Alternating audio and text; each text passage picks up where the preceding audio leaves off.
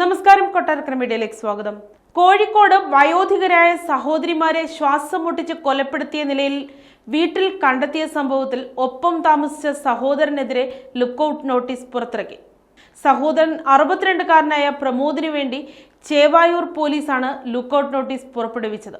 ശനിയാഴ്ച മുതൽ ഊർജിത തെരച്ചിൽ നടത്തിയെങ്കിലും ഇയാളെക്കുറിച്ചുള്ള വിവരങ്ങളൊന്നും ലഭിച്ചിട്ടില്ല. ശനിയാഴ്ച രാവിലെയാണ് കോഴിക്കോട് വാടക വീട്ടിൽ താമസിക്കുന്ന 72-കാരി ശ്രീജയ, 68-കാരി പുഷ്പ എന്നിവരെ കൊല്ലപ്പെട്ട നിലയിൽ കണ്ടെത്തിയത്.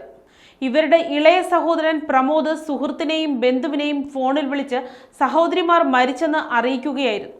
ബന്ധുക്കളെത്തി വീട് തുറന്നു നോക്കിയപ്പോൾ ഇരു സഹോദരിമാരെയും മരിച്ച നിലയിൽ കണ്ടെത്തുകയായിരുന്നു. ഇരുവരുടെയും പോസ്റ്റ്മോർട്ടം റിപ്പോർട്ടിൽ കഴുത്ത് ഞെരിഞ്ഞാണ് മരണമെന്ന് വെളിപ്പെടുത്തിയിരുന്നു. പരസഹായം ആവശ്യമായ ഇരുവരെയും ഏറെക്കാലമായി പരിചരിക്കുന്ന പ്രമോദിന് ഇത് വലിയ പ്രയാസം സൃഷ്ടിക്കുന്നതിനാൽ ഇയാൾ കൊലപ്പെടുത്തിയതാകാം എന്നാണ് പോലീസ് കരുതുന്നത്. പൂജാകർമ്മങ്ങളിൽ കടുത്ത വിശ്വാസിയായ പ്രമോദ് അന്ധവിശ്വാസം മൂലം ക്രൂരത ചെയ്തതാണോ എന്നും സംശയമുണ്ട്.